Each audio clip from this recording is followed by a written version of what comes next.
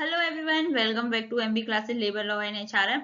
Today we will discuss about the new labor codes of India that divide in 4 category. आपको पता है बच्चे message कर रहे हैं कि मैम आप एक बार न्यू लेबर कोड अपडेट करा दीजिए. That's why I just continue this series. तो आज की सीरीज में हम पढ़ेंगे कि लेबर कोड आया ही क्यों सबसे पहले. उसके बाद हम स्टडी करेंगे कि कितने टाइप्स के होते हैं, कितनी कैटेगराइज है, कौन कौन से एक्ट थे जो हमारे पुराने एक्ट थे वो सम्यूज हो गए नए लेबर कोड में. ठीक है, तो आप अच्छे से पढ़िएगा. सिर्फ मैंने की पॉइंट्स रखे हैं जो हमारे UGC net exam point of view से रिलेटेड है. मतलब जो हमारे एक्ट दे रखे हैं यूजीसी नेट में सिलेबस में, उसी के बेसिस पे क्या क्या अपडेट हुआ उसके बेसिस पे मैंने इसको कैटेगराइज किया हुआ है. तो ऐसे ही देखते रहिए. देन कोर प्रॉब्लम, लॉ आखिर चेंज क्यों हुए. आपको पता है हमारे इंडिया में बहुत सारे लॉ है. मान के चलो 44 सेंट्रल लेबर एक्ट थे और 100 स्टेट से अब में. ठीक है, देन कुछ ये क्या हो रहा था कि कहीं ना कहीं जब हम 1920-30 की बात करें तो ये उस टाइम के बने हुए लॉ हैं. जैसे आपने कंपनसेशन एक्ट देख लिया 1923 का है. तो कहीं ना कहीं जो मॉडर्न डिजिटल इकोनॉमी है ना उससे डिस्कनेक्ट हो रहे थे और हर एक्ट में अपनी अलग अलग डेफिनेशन थी. एग्जाम्पल लू वेज का, तो 12 डिफरेंट लीगल डेफिनेशन थी on the basis of act you are reading. आपने देखो पेमेंट वेजेस में अलग है, फैक्ट्री एक्ट में अलग है, कंपनसेशन में अलग है, डिस्प्यूट मतलब सबका अलग अलग है. वर्कमैन की डेफिनेशन अलग है, चाइल्ड एडोलेसेंट की डेफिनेशन अलग है. तो ये कंट्राडिक्टोरी थी. तीसरा, जो सिंगल फैक्ट्री ओनर था, मतलब जैसे वो अपना बिजनेस स्टार्ट कर रहा है तो उसे क्या करना पड़ा था, बहुत सारे फिजिकल रजिस्टर मेंटेन करने पड़े थे. मतलब जो फाइल थी वो सेपरेट करनी पड़ रही थी. पीएफ की अलग, ईएसआई की अलग, फैक्ट्री एक्ट की अलग, बोनस एक्ट की अलग. तो ये हमारी प्रॉब्लम आई. जब कोई भी प्रॉब्लम आता है जब भी हम सॉल्यूशन निकालते हैं. ठीक है, इस तरीके से मतलब बहुत ज्यादा डिस्ट्रक्टेड था. Then come to the second national commission labour. आप थैंक्स कहिए जो सेकेंड नेशनल कमीशन लेबर आया था. आपको पता है जो इन्होंने ईयर सबमिशन थी 2002 में, और जिनके चेयरमैन कौन थे, रविंद्र वर्मा. इन्होंने सजेस्ट किए थे हमारे ये सारे एक्ट को मिला के कंसोलिडेट करके न्यू लेबर कोड में डिवाइड करने के लिए. तो ये एग्जाम में बहुत पॉइंट ऑफ व्यू है, मतलब अच्छा है. आप इसको अच्छे से याद रखिएगा कि किसकी कमेटी की सजेशन पे आए हैं. तो you know second national commission of labour के बेसिस पे आया. आपको पता है जब हमारा एलपीजी हुआ था, मतलब लिबरलाइजेशन, प्राइवेटाइजेशन, ग्लोबलाइजेशन आया, रिफॉर्म आया इन 1991. जब 1991 के बाद ही आया. ठीक है, तो फॉरेन इन्वेस्टर थे, उनकी कंप्लेन थी कि इंडियन लेबर लॉ ना बहुत रिजिड है, मतलब इतना हम उसमें अच्छे से बिजनेस नहीं कर सकते, बहुत कॉम्प्लिकेटेड है. तो उस टाइम पे आप अटल बिहारी वाजपेयी थी, गवर्नमेंट थी, तो उन्होंने कमीशन लिया था 1999 में और उन्होंने सजेस्ट किया था कि यस अब हमें लेबर लॉ को मॉडर्नाइजेशन करने की जरूरत है. देन अब ये रिकमेंडेशन आया, रविंद्र वर्मा कमीशन. रविंद्र वर्मा ने एक कमीशन में क्या बोला कि जितने भी हमारे लॉ हैं एग्जिस्टिंग, कॉम्प्लेक्स हैं, एडॉक हैं, आउटडेटेड है, उन्होंने बोला इन सबको कंसोलिडेट करो सेंट्रल लेबर लॉ को और इन्हें ब्रॉड ग्रुप में डिवाइड कर दो. ठीक है, अब आपने सेकेंड नेशनल कमीशन लेबर तो पढ़ लिया, तो एग्जाम में फर्स्ट नेशनल कमीशन भी आता, तो इस दैट्स व्हाई ये पुट दिस इमेज. ठीक है, तो अगर आपको पता हो फर्स्ट नेशनल कमीशन लेबर कब आया, 1969 में आए थे और चेयरमैन कौन थे, गजेंद्र गढ़कर. ठीक है, याद रखिएगा. सेकंड में वर्मा थे. ये फोकस किस पर कर रहे थे उस टाइम पे, हम ये फोकस कर रहे थे लेबर स्टडी पे कि क्या क्या लॉ है हमारे इंडिया में, क्या क्या किस तरीके से लेबर काम करती है, और इनका क्या था सेपरेट कर करके स्पेसिफिक रिकमेंडेशन दिए थे कि यस ऐसे हम लेबर कंडीशन को इंप्रूवमेंट करते हैं. देन आउटकम क्या निकला, emphasis refining individual enactment with in the framework. अब धीरे धीरे क्या हुआ, फर्स्ट नेशनल कमीशन के लेबर के बेसिस पे अलग अलग एक्ट बन गए. जैसे इक्वल हमारा रिकमेंडेशन एक्ट हो गया, बोनस एक्ट सेपरेट हो गया, बोनस के लिए पीएफ का पीएफ सेपरेट, मतलब इस तरीके से उन्होंने सेपरेट कर दिया. जैसे सेकंड नेशनल कमीशन लेबर आया 2002 में, इन्होंने फोकस किया सिंप्लीफिकेशन एरा ऑफ लिबरलाइजेशन. आपको पता है कि अब लिबरलाइजेशन का एरा है, मतलब कोई भी एफडीआई हो रही है, कहीं भी जाके इन्वेस्ट करते हो तो उसे और सिंप्लीफाई करें जिससे ज्यादा से ज्यादा लोग एफडीआई कर सके, मतलब इन्वेस्टमेंट हो सके. तो उन्होंने क्या होलिस्टिक रिव्यू किया, रिड्यूस कॉम्प्लेक्सिटी, मतलब इन्होंने क्या जितनी कॉम्प्लेक्स था ना उसको इन्होंने रिड्यूस करने की कोशिश करी और उन सबको कंसोलिडेट करके न्यू ब्रॉडर कोड में डिवाइड कर दिया है. अब ये थी 2002 की. अब 2002 से अब ये दोबारा से रिवाइवल हुआ 2014 में. देखो उन्होंने तो सजेस्ट कर दिया कि यस हमारे इंडिया में ये इस तरीके से लॉ को कोड में डिवाइड होना चाहिए. 2014 में क्या हुआ, रिकमेंडेशन फिर से उसमें आई, पीक पे आई. क्यों? क्योंकि due to political pressure from the trade union political pressure कर रही थी। तो यहाँ पे इन्होंने क्या किया, 2014 में फिर क्या हुआ, फाइनली 4 कोड बन गए हमारे, ठीक है। पर सजेशन किसी के बेसिस पे, Ravindra Verma second national commission labour के।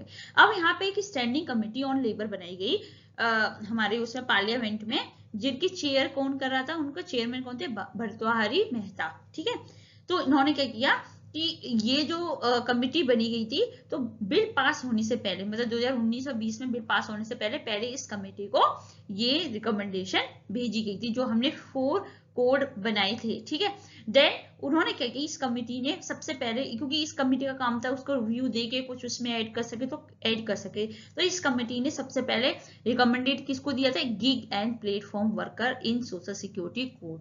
आपको पता है सोशल सिक्योरिटी कोड में अब हम देखेंगे कि गिग एंड प्लेटफॉर्म वर्कर जो उबर है, जोमेटो है, जो बाहर के लोग हैं, वो भी जो कंपनी में काम नहीं करते, उनको भी प्रॉपर बेनिफिट मिल रहे हैं, जो कि 2002 कमीशन जो हुआ था उस टाइम पे ऐसा कुछ नहीं था, ठीक है, क्योंकि उस टाइम पे इतना कम इकोनॉमी, डिजिटल एग्रीगेटर इकोनॉमी इतनी राइज नहीं हुई थी, दैट्स व्हाई इस कमिटी ने ये पॉइंट इंक्लूड किया। देन अब बात आती है कौन से 4 न्यू लेबर कोड्स थे। देखो, पहला हमारा कोड ऑन वेजेस था, जिसमें सारा वेजेस के रिलेटेड है, ठीक है। अब इन चारों कोडों को हम डिटेल में स्टडी करेंगे, इवन हम प्रैक्टिस भी करेंगे क्वेश्चंस की कि किस तरीके से क्वेश्चंस आ सकते हैं। देन सेकंड था हमारा industrial relation code, then third है हमारा code on social security, and fourth है हमारा OSHWC कोड, मतलब occupation safety health working condition code. अब ये कब पास हुए थे पार्लियामेंट में, ये हमारा अगस्त 2019 में, that is called the code of wages 2019। Then industrial relation code 2020, code of social security सितंबर में, तीनों हुए थे। कोड ऑफ वेजेस हमारा 2019 में हो गया था, एक साल बाद हुए ये तीनों। देन प्रेसिडेंट असेंट का मतलब होता है कि प्रेसिडेंट कब साइन कर दिया, मतलब कब वो अपना अप्रूवल दे दिया। तो आपको पता है ये तो 8 अगस्त जब ही दे दिया था, इसे 28 सितंबर एंड 28 सितंबर 2020, मतलब प्रेसिडेंट असेंट हो गया। इफेक्टिव कब से आया, रिपील हो गए सारे लॉ नवंबर 21, 2025 से, और नाउ फुली ऑपरेशनल में आ गया है। अब इसके सारा इफेक्टिवनेस कब से है, फुली ऑपरेटर, मतलब ये हर जगह लागू हो गया है मई 2026। तो ये बहुत अच्छी अपडेट है, तो आपको पता होना चाहिए, ठीक है।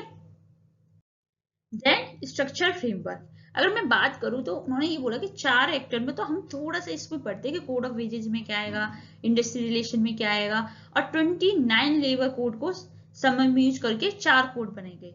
तो कोड ऑफ वेजेज में क्या है हमारा, मिनिमम वेजेज एक्ट, 4 एक्ट को बना के मिलाया, minimum wages act, payment of wages act, bonus act, equal remuneration act. इसका प्राइमरी ऑब्जेक्ट था कि सैलरी को यूनिफॉर्मिटी करना, मतलब सबको एक जैसा सैलरी देना, फ्लोर वेजेस फिक्स करना, क्योंकि आपको पता है लिविंग वेजेस से सर्वाइव नहीं हो पा रहा। देन जेंडर न्यूट्रल पे, मतलब कोई भी तरह का डिस्क्रिमिनेशन नहीं करना, पहले मेन वीमेन था, अब मेन वीमेन सेक्स की बेसिस पे नहीं, जेंडर के बेसिस पे ट्रांसजेंडर भी इंक्लूड कर दिया। Then come to the industrial relation code 2020, इसमें कौन कौन से, इसमें भी 3 एक्ट थे, इसमें 4 थे, इसमें 3 थे। Trade union act, standing order act, industry dispute act. इसमें क्या किया इन्होंने, फ्लेक्सिंग इन हायरिंग, मतलब फ्लेक्सिबिलिटी करी थी कि यस हायर कर सकते हैं, स्ट्राइक के रेगुलेशन करे, और ईज ऑफ एग्जिट, अगर कोई एग्जिट करना चाहता है बिजनेस से तो वो कर सकता है easily. Then come to the code of social security, आपको पता है ये जो कोड ऑफ सोशल सिक्योरिटी थी, इसमें 9 एक्ट समयूज हुए थे, EPF हो गया, ESI हो गया, मैटरनिटी बेनिफिट थे, ग्रेचुइटी थी, एम्प्लॉय कंपनसेशन थे, और भी थे जो कि मैं आपको डिटेल में बताऊंगी। इसका काम था, सोशल सिक्योरिटी का काम था कि universalise benefit of organise and gig worker. पहले क्या था, सिर्फ ऑर्गेनाइज सेक्टर के लिए था, लेकिन उन्होंने अनऑर्गेनाइज सेक्टर के लिए, गिग वर्कर के लिए भी बेनिफिट प्रोवाइड किए। Then come to the OSHWC code, जिसमें 13 एक्ट थे, ठीक है। इसमें क्या हुआ, factory act, mines act, contract act, migrate, ये सारे एक्ट हम पढ़ चुके हैं, अच्छी बात तो ये है, ठीक है। अब इसमें क्या थे, health related, safety related condition सारी इनको अच्छे से देना, ठीक है। अब हम पढ़ते हैं डिटेल में फर्स्ट कोड, लेबर कोड, जिसका नाम है द कोड ऑन वेजेस 29। सबसे पहले कोड ऑफ वेजेस का अगर करें फुली ऑपरेशन, आपको पता है मई 2026 में हुआ था, जो कि मैंने आपको बता दिया। इफेक्टिव डेट हमारी नवंबर 21, 2025 में हुई थी। इसका ऑब्जेक्टिव क्या था? यूनिवर्सल एप्लीकेशन, मतलब हर जगह ये एप्लीकेबल होगा, चाहे वो ऑर्गेनाइज सेक्टर हो या अनऑर्गेनाइज सेक्टर हो। पहले क्या होता था, जो हमारे पेमेंट वेजेस था, मिनिमम वेज था, एक पर्टिकुलर शेड्यूल एम्प्लॉयमेंट लिस्ट थी, शेड्यूल में उसी को ये बेनिफिट्स मिलते थे। अब इन्होंने शेड्यूलिंग को हटा दिया, एक अम्ब्रेला कर दिया कि सबके लिए जो वर्क कर रहा है उसको ये सारा मिलना चाहिए, टाइमली पेमेंट मिलना चाहिए, एटलीस्ट लिविंग वेजेस मिलना, फ्लोर वेजेस मिलना चाहिए, बोनस भी मिलना चाहिए, इक्वल रेम्युनरेशन भी होना चाहिए। पहला कौन कौन से एक्ट थे ये आप अच्छे से याद करिएगा, जितने भी वेज रिगार्डिंग एक्ट है। देखो ऐसे आप याद कर सकते हो, मिनिमम वेज तो कोड वेजेस में आएगा ही, पेमेंट वेजेस भी कोड वेजेस में आएगा, बोनस भी पैसे से रिलेटेड है, और रेम्युनरेशन भी equal pay for equal work, ठीक है, इक्वल पे जेंडर के बेसिस पे, ये भी इसके अंदर है। तो ये 4 एक्टर हैं, ठीक है। इन्होंने क्या किया, जो वेज की डेफिनेशन थी उन सबके लिए इन्होंने एक यूनिफॉर्म डेफिनेशन निकाली। ऐसा नहीं कि आप पेमेंट में आप अलग पढ़ोगे, मिनिमम में अलग पढ़ोगे, सबके लिए सेम डेफिनेशन। जैसे मैंने आपको बता दिया कि आप इसका स्क्रीनशॉट ले सकते हैं, कि कम से कम एज ए आपको ये तो पता होना चाहिए कौन से कोड ऑफ वेजेस में कौन कौन से एक्ट आते हैं, ठीक है। Then come to the wage definition. अगर ये यूनिफॉर्म है, आपको बस सिर्फ एक बार वेज डेफिनेशन याद करनी है और वो हर जगह एप्लीकेबल है। तो इन्होंने बोला कि जो हमारा इंक्लूजन क्या है, व्हाट इज अ वेज, तो उन्होंने बोला 3 चीजों से वेज मिलता है, बेसिक पे प्लस डीए प्लस रिटेनिंग। देखो बेसिक पे तो आपका हो गया, डीए भी आपको पता है महंगाई भत्ता बोलते हैं, जैसे अगर कोई एक्सपेंस जितना रियल गुड की क्या वैल्यू उसके बेसिस पे से इंप्रूव करते हैं, ठीक है, इंडेक्स के बेसिस पे, सीपीआई के बेसिस पे। रिटेनिंग अलाउंसेस क्या होता है, ये आपका पॉइंट है। रिटेनिंग अलाउंसेस होता है, सपोज कोई वर्कर ऐसी फैक्ट्री में काम कर रहा है जो सीजनल हो, ठीक है, जैसे शुगर इंडस्ट्री है, तो शुगर इंडस्ट्री एक पर्टिकुलर मंथ के लिए स्टार्ट हुई, अब वो इंडस्ट्री क्लोज हो गई, फिर अगले सीजन में ही ओपन होगी, तो इसके जो वर्कर का जो वेज है वो रिटेनिंग अलाउंसेस बोला जाएगा, नेक्स्ट ईयर के लिए वो रिटेन कर सके, तो ये भी हमारा वेज के अंदर कहलाएगा।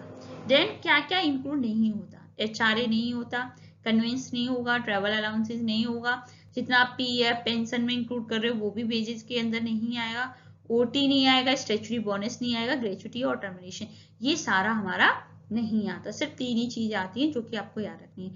जेंडर न्यूट्रलिटी मैंने आपको बता दिया कि प्रोविजन डिस्क्रिमिनेशन इन वेज, उन्होंने पहले बता दिया कि अब आप मतलब डिस्क्रिमिनेशन नहीं कर सकते किसके बेसिस पर, जेंडर के बेसिस पर। पहले क्या था, बाइनरी था, मेल एंड वीमेन के बेसिस पर। अब क्या होगा, क्योंकि कहीं ना कहीं यहाँ पे ट्रांसजेंडर को वैल्यू नहीं थी, तो अब इन्होंने क्या कर दिया, उस टर्म को रिप्लेस करके जेंडर कर दिया, मतलब मेल फीमेल एंड ट्रांसजेंडर, ठीक है।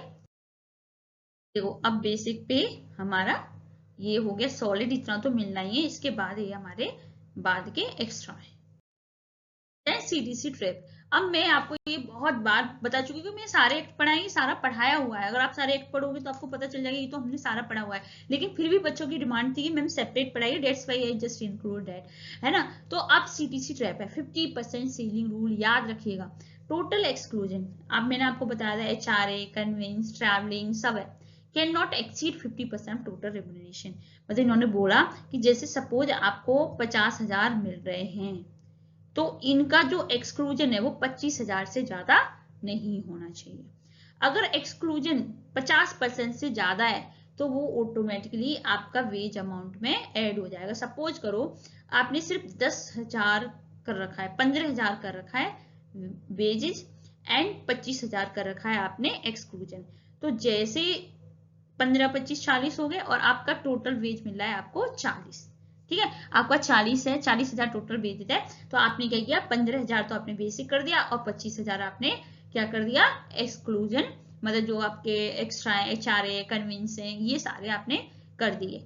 तो अब क्या हुआ कि ये ऑटोमेटिकली जो 25,000 में से 5,000 हमारे बेस में ऐड हो जाएगा, मतलब 20,000 आपका वेज हो गया और 20,000 आपके अलाउंसेस हो गए। तो अलाउंसेस 50% से ज्यादा नहीं होना चाहिए। इससे क्या इम्पैक्ट पड़ा एम्प्लॉयर को, उनकी फाइनेंशियल लाइबिलिटी बढ़ गई। पहले क्या करते थे, वेजेस कम रखते थे, उसी वेजेस पे आपका पीएफ, ग्रेचुटी, ये ऐसे सब कैलकुलेट करते थे, लेकिन अब क्या हुआ, अब उन्होंने वेजेस का अमाउंट ज्यादा कर रहा है तो उनका अमाउंट ज्यादा रिजेक्ट होगा।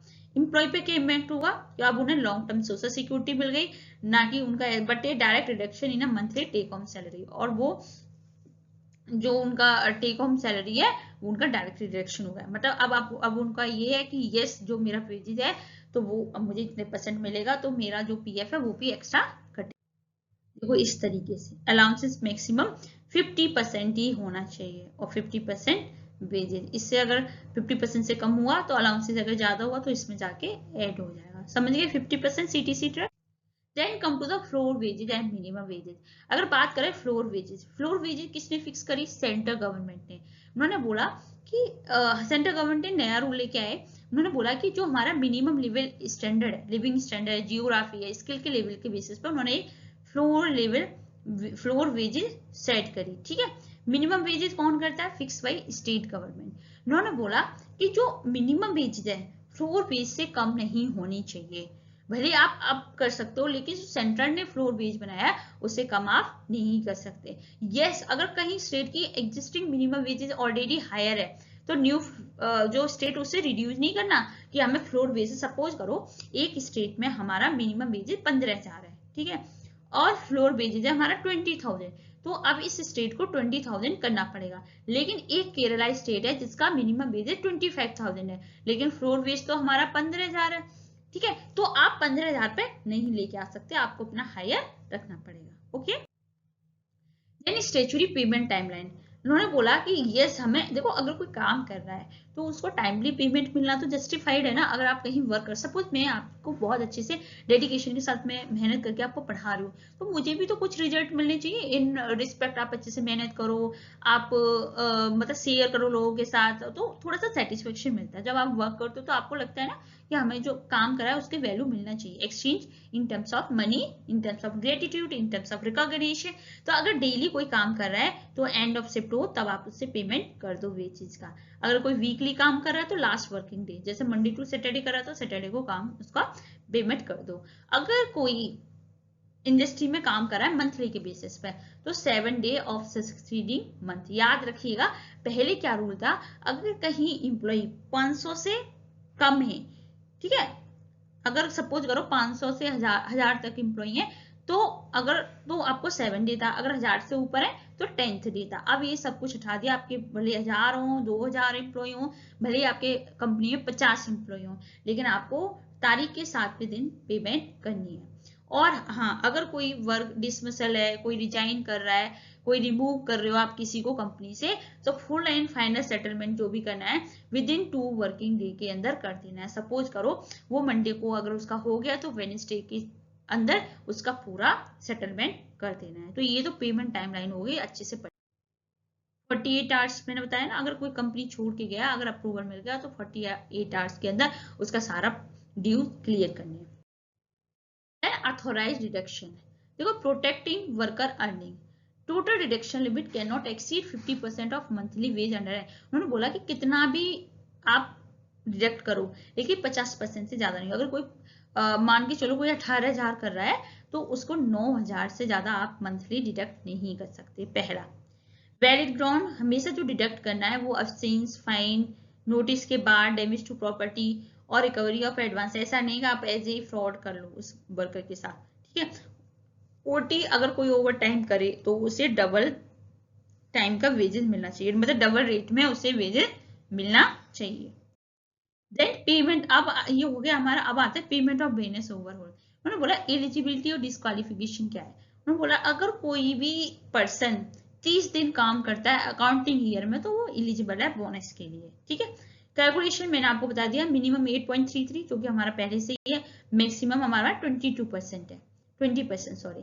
क्रिटिकल एडिशन क्या हुआ है इसमें, एम्प्लॉय डिस्क्वालिफाई। याद रखिएगा अगर कोई सेक्सुअल हरासमेंट में पाया गया तो वो उसे बिल्कुल भी बोनस नहीं मिलेगा। ठीक है, तो अगर ये नया क्लॉज ऐड हुआ है, आपने अभी देखा होगा, अभी एक नासिक की कंपनी का वो कंट्रोवर्सी है, कंट्रोवर्सी नहीं रियलिटी है कि वहां पे लोग सेक्सुअली हरास कर रहे थे, तो आपने देखा, तो ये कंपनी में नॉर्मल है। तो आपको क्या करना है, तो अगर ऐसा कोई भी करता है तो कम से कम वो उसे बोनस नहीं मिलेगा, इवन आप उसको फाइन कर सकते हो, उसको सजा दे सकते हो, क्योंकि ये बहुत ज्यादा, क्योंकि पहले के टाइम पे इतना हमारा ट्रांसपेरेंसी नहीं थी, लेकिन अब कंपनी में एज ए वीमेन भी मैं कहती हूँ अगर आप कहीं वर्क कर रहे हो तो आपका राइट है कि आपको अपना कंफर्ट जोन में अपने अच्छे से एक सेफ्टी वर्किंग एनवायरनमेंट में ही काम करना चाहिए। अगर आपको कोई है तो आप इतना इनफ एजुकेटेड हो कि आप अपनी आवाज उठा सकते हो, ठीक है। Then set on set off, मैंने आपको बताया सेट ऑन क्या होता है। जब आपका सपोज करो आपने बोनस दे दिया 8.33% दे दिया, अब उसके बाद जो बचा हुआ था तो वो क्या करते हैं नेक्स्ट ईयर में ट्रांसफर कर सकते हैं और वो कैरिड हो सकता है 4 साल तक। सेट ऑफ क्या हो गया, अब आपके पास नहीं है, इनफ अमाउंट नहीं है, डिफिशियंट है, तो आपने क्या कर दिया जो सेट ऑन था वहां से आपने अमाउंट कैरी किया और उसको दे दिया। जब बाद में आ जाएगा तो आप फिर उससे बैलेंस कर लोगे। ये मैं already payment of bonus act पढ़ा चुकी हूँ अपडेटेड वर्जन के साथ, तो आप वहां पे जाके अच्छे से then decision makers, advisory board, equal representative, मैंने आपको बताया कि कौन डिसीजन लेगा, तो आपको पता होना चाहिए equal representative of employer, equal representative of employee, independent person and state government represented, ये हमारे हैं जो डिसीजन लेते हैं कि किसको कितना मिलेगा। अगर और हाँ जेंडर कोटा इंक्लूड हुआ है 133% of the board member must be women होनी चाहिए। Advising the government fixing revising minimum wage increase employment opportunity for the even, क्योंकि कहीं ना कहीं उन्होंने बोला है कि जो गवर्नमेंट एडवाइज कर रही है रिवाइज कर रही है क्योंकि कहीं ना कहीं वुमेन के लिए एम्प्लॉयमेंट अपॉर्चुनिटी इंप्रूव करनी है, ठीक है। अब आते हैं इन्फोर्समेंट एंड लिटिगेशन। पहले क्या था इंस्पेक्टर था, आप कहीं भी बात करोगे तो पहले क्या पुलिस पावर थी, अब क्या आ गई, अब आ गए इंस्पेक्टर कम फैसिलिटेटर आ गए। तो रोल शिफ्ट हुआ, पहले ये था कि आप मतलब लोगों को डर लगता था अगर इंस्पेक्टर आ रहा है तो डर के धमका के वो कुछ भी काम करवाता है। अब उन्होंने बोला कि नहीं, इस टर्म को चेंज कर दिया। अब उन्होंने बोला कि जो पुलिस पावर थी वो कहाँ शिफ्ट होगी, एडवाइजरी एंड कंप्लाइंस सपोर्ट में, मतलब वो आपको हेल्प करेगी, वो आपको बताएगी कैसे लॉ आपको फॉलो करने हैं, इवन वो आपको नोटिस देगी अगर आप नहीं कर दो उसके बाद वो काम करेगी। Then limitation period, employee can file wage claim up to the 3 year, जो कि पहले क्या होता है 6 मंथ टू 2 ईयर्स तक था। अब उन्होंने बोला कि यस एम्प्लॉय के पास एक ऑप्शन है अच्छा कि वो 3 साल तक का टाइम है कि वो क्लेम कर सकता है। Burden proof, employee must be prove the wage were paid, क्योंकि एम्प्लॉय को पता होना चाहिए उसने वेज पेड करे या नहीं है, और worker does not have to prove non payment, और वर्कर के पास ये प्रूफ मतलब होने की जरूरत नहीं है कि उसके पास कोई भी नॉन पेमेंट नहीं है, ठीक है। तो बर्डन प्रूफ किसके पास आ गए, एम्प्लॉयर के पास।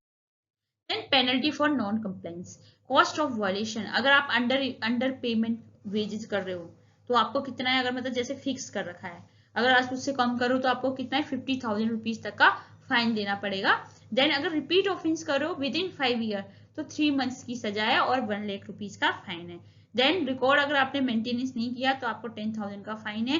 फाइन अगर कोर्ट सिंप्लीफाई लॉ पेनल्टीज रूपी HR record keeping security not expensive, आपको पता है कि जो हमारे कोर्ट ने क्या कर दिया, पेनल्टी बहुत हाई कर रखी है, आपको पता है इंक्रीज कर रखी है, जो मतलब अगर आपका है तो आप सेटलमेंट भी कर सकते हो उसका डबल प्राइस दे के। देन कम टू द, अब हमारा कोड ऑफ वेजेस खत्म हो गया।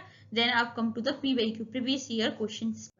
Then which of following legacy act is not subsume under the code of wages 19, तो आपको पता होगा कौन कौन सा एक्ट नहीं है। देखो मिनिमम वेजेस एक्ट है, पेमेंट ऑफ वेजेस एक्ट है, इक्वल रिम्यूनरेशन एक्ट है, एक एम्प्लॉय कंपनसेशन है, ये किसके अंदर है, ये सोशल सिक्योरिटी के अंदर है। Your answer is C. Then under the code of wages, who has statutory authority to fix the floor wages?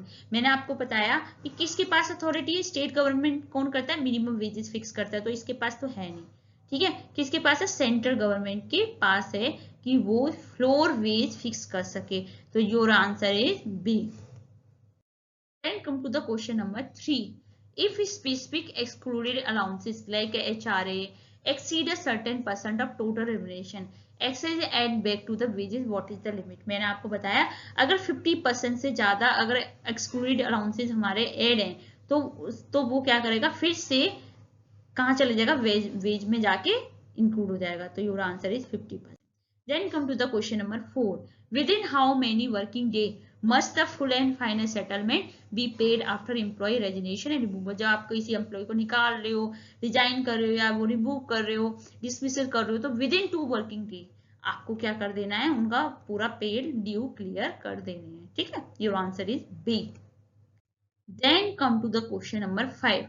For employee paid on a monthly basis, wage must be paid before the expiry of month. यहाँ पे बच्चे बहुत confuse हो जाएंगे क्योंकि payment of wages act के अंदर 2 date थी, एक हमारा 7 मंथ था, एक 10th था। जब 1000 से ज्यादा एम्प्लॉय थे तो 10th ही था। लेकिन याद रखिएगा कोड ऑफ वेजेज के अंदर अगर आप मंथली बेसिस कर रहे हो तो 7वां दिन के एक्सपायर होने से पहले आपको पैसा दे देना है। अब उन्होंने यूनिवर्सल कर दिया, एक ही डेट निकाल दी, ठीक है। Then come to the question number 6. What is the maximum permissible limit of total deduction from the employee monthly wage under the code? तो मैंने आपको बताया कि आप जैसे आपको जो मंथली वेजेस अगर आपको 18,000 मिल रहा है तो आप 9,000 से ज्यादा डिडक्ट नहीं कर सकते। तो योर आंसर इज 50% से ज्यादा डिडक्ट नहीं कर सकते।